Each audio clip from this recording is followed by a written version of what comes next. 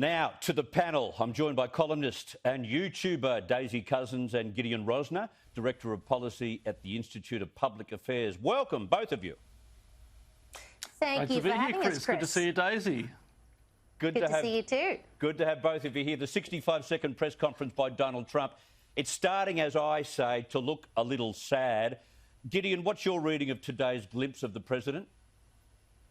Look, it is sad, Chris, but through no fault of Donald Trump's, through the fact that he was opposed by an almighty coalition of the mainstream media, of big tech, of all manner of vested interests. And I think it's clear to me that something fishy did go on in the US election. Not enough, obviously, to change the final outcome. But Donald Trump is right to feel aggrieved by anecdotal and evidence that's been collated in affidavits galore about what happened earlier in November. But look, we have to give Trump his due with his legacy. And look, constitutionally, Donald Trump is still the US president right up until January the 20th of next year. That is another month to me, or 2 months rather, of Donald Trump's great presidency, and there's still rabbits he can pull out of his hat.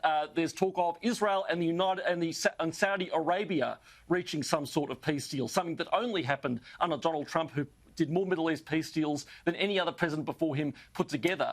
He could bring the troops home from Afghanistan, and the Dow has passed the 30,000 point mark, as you mentioned. So, look, I will savour every last minute of the presidency of a great man and American hero. Daisy Cousins, would you like to see him concede shortly? Will he concede at all?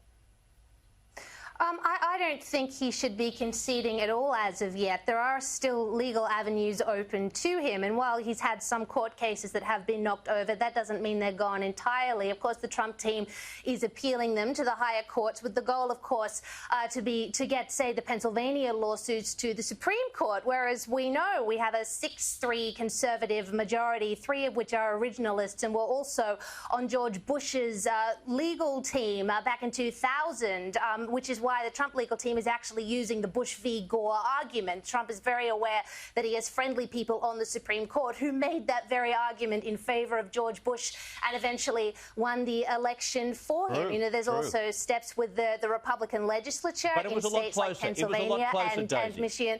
There are still steps that can be taken by the Republican legislatures in these states to not certify the results. And, of course, the goal, I think, the Trump master plan, which is a long shot, but it's doable, is to be able to push this to a contingent election, which is where there are either enough faithless electors or enough states end up not certifying to have the House vote on who becomes the president. And, of course, since the Republicans have the majority of House delegates, that would be a vote to vote Donald Trump back in for a second term. Now, this is, of course, it's not easy, and it's proved very difficult, but the Trump lawyers are slugging away. You should never underestimate the Trump legal team, considering what they've got him through, whether it's Russian collusion, the impeachment, the Steele dossier. They are a formidable troop. So, no, I don't think Donald Trump should be conceding yet. And certainly, as we remember, Al Gore didn't concede for 36 days, and rightfully so. It was his absolute constitutional right to push it through the court. There's time to come, and I, for one, am looking forward to see what happens. It's all a fascinating time we're living in.